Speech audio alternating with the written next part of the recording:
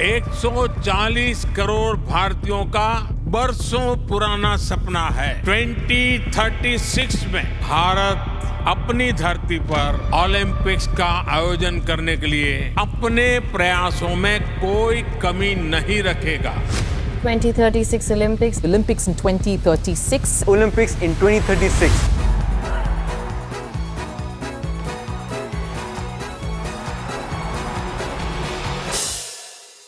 A city that's already home to world's largest cricket stadium is now planning to build an entire Olympic metropolis from scratch. A project that would cost India over $7.5 billion.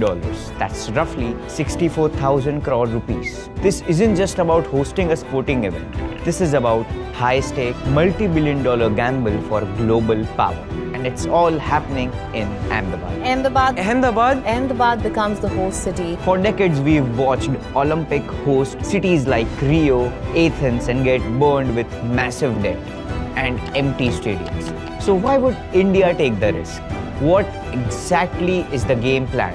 How will they pull this off? And more importantly, is this a mastermind or a financial disaster waiting to happen? Hello everyone, I am Dhruvish and today we are diving into one of the biggest debates shaping India's future, Ahmedabad. Before we dive into whether this is a bold masterstroke or a financial disaster, Challenges India face to make this a reality is beyond just the monetary concerns. we first need to understand the basics. Because unless you know what exactly is being planned and who's behind the bigger picture, it won't make sense. Before we dive into why India is chasing the Olympics, let's ask a bigger question. Why do countries even fight so hard to host the games in the very first place? History has shown us two very different outcomes. Take Los Angeles in 1984. The city hosted almost entirely with private funding and ended with over $200 million and set a benchmark for how games could actually make money. That single event made Olympics look like a golden ticket to global prestige. But the dream doesn't always match reality. Athens in 2004 was left with crushing debt and decaying stadiums. Rio in 2016 promised transformation but ended up with white elephant. Projects and taxpayer footing the bill. So hosting the Olympics is always a gamble. Sometimes you win global glory and sometimes you inherit decades of debt. In October 2023, the Indian Olympic Association confirmed India will bid for 2036 Summer Olympics with Ahmedabad as the primary host city. The government's proposal is not just to build few stadiums but to develop an entire Olympic city on a 10,000 acres land area. The estimated cost would be staggering $7.5 billion. Think of it as a complete urban transformation fueled by Olympics. And who's behind this? This isn't just a small committee. This is a top-down vision driven by Indian government and the Gujarat state government. It's no secret that Ahmedabad is city of personal significance for Prime Minister Narendra Modi, and this bid is seen as a long-term vision for India's global standing. Now that we know what the plan is and who's driving it, the next big question is location and timing. Because hosting Olympics isn't just about building stadiums, it's about creating an entire ecosystem. So where will the mega project take shape?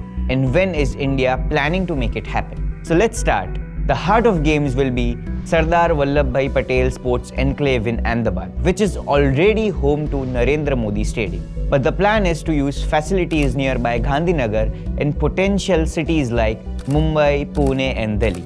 This is a multi-city plan connected by modern transport networks. And when is all this supposed to happen? The timeline is ambitious. The bid will be officially presented in 2026. If it's accepted, the government aims to complete all major projects by 2030, giving them 6 years to get everything in place before the opening ceremony happens in 2036. Understanding the what, who, where and when sets the stage. But it doesn't answer the most important part, why. Why is India willing to take on such a massive risk knowing the history of debt-ridden host cities?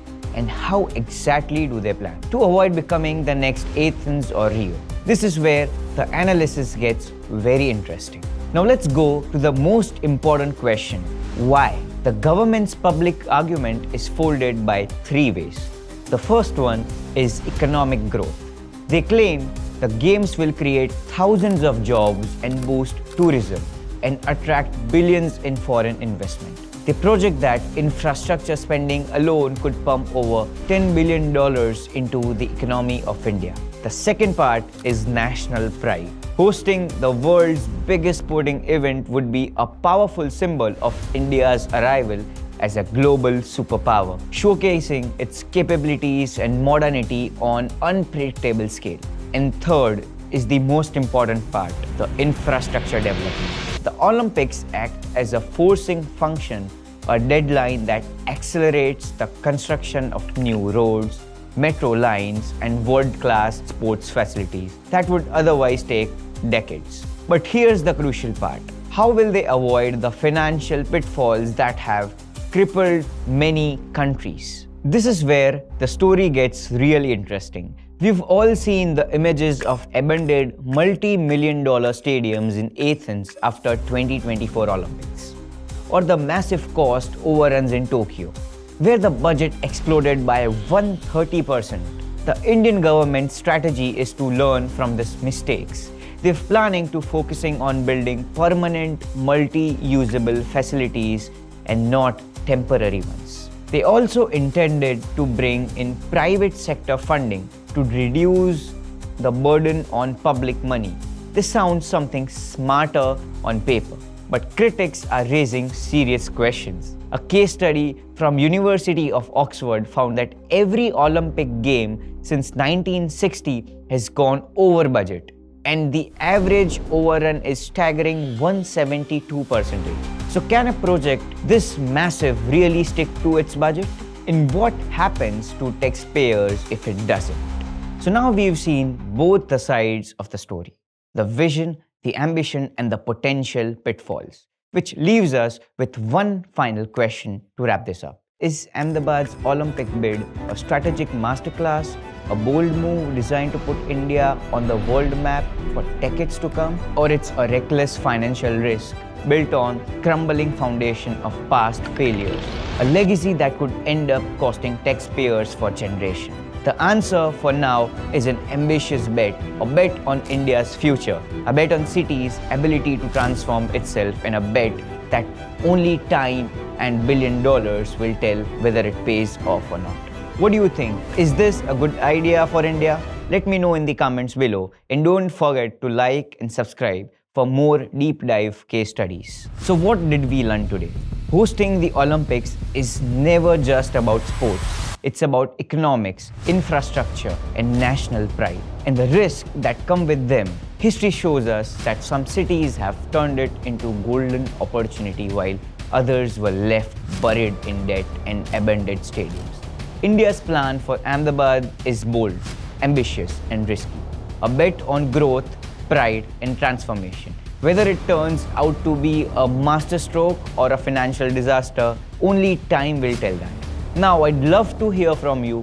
Do you think this Olympic dream will take India to the next level, or could it become a mistake for us? Share your thoughts in comments, and if you found this case study valuable, do not forget to like this video and subscribe our channel. And also comment the next case study topic you want to hear it out from Beyond the Noise. Thank you for listening on this case study. I hope you learned some insights that how does the market of Olympic works. Thank you.